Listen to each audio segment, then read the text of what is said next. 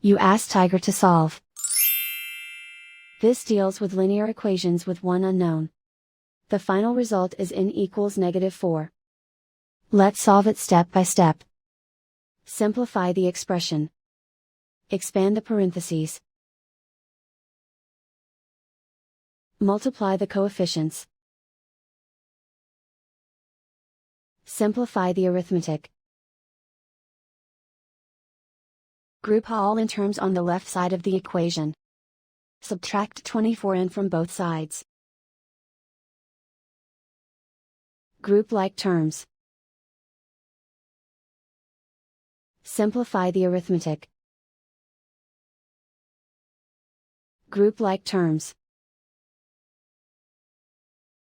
Simplify the arithmetic. Group all constants on the right side of the equation.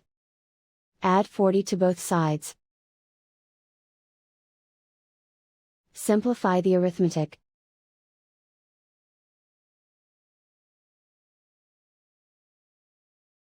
Isolate the n.